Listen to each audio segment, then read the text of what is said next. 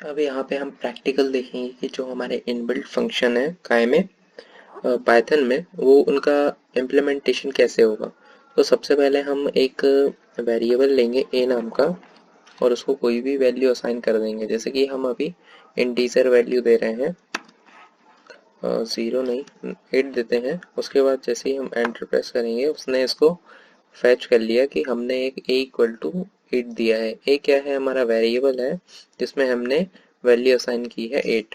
तो मेमोरी में एक कंटेनर a नाम से रिजर्व होगा, उसमें हमने अभी वैल्यू डाली है 8। अब इसको हम प्रिंट करवाएंगे with the help of print function.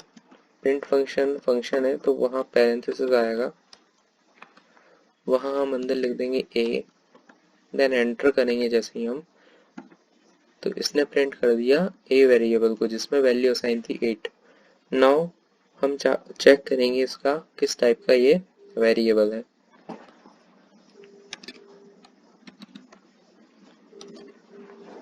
अब for checking the type of a variable, तो हमें ये टाइप लिखना पड़ेगा फंक्शन नेम और उसके पैरेंथेसिस के हम अंदर हम ये आर्ग्यूमेंट पास करेंगे, या फिर वेरिएबल का नेम लिखेंगे हम।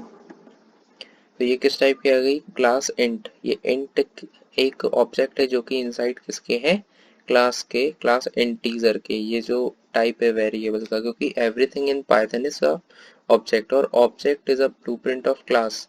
Collection of object is a class, मतलब जो ऑब्जेक्ट हो गया हमारा रियल वर्ल्ड एंटिटी, उसका जो कलेक्शन है वो मिलके क्या बनता है, क्लास बनती है।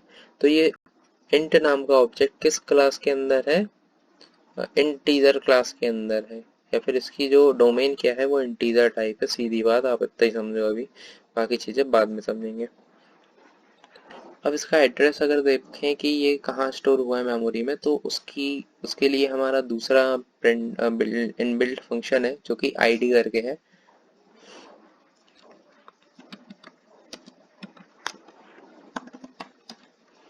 अब जैसे ही हमने आईडी लिखा उसके अंदर हम देंगे ए और देन आखिरी में हम देंगे यहाँ 6 semi colon,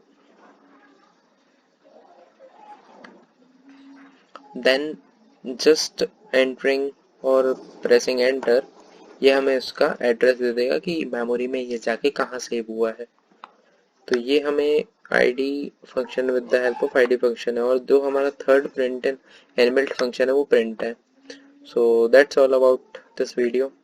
hope you like this. If you like this please subscribe, follow, like, जो भी करना है आपको।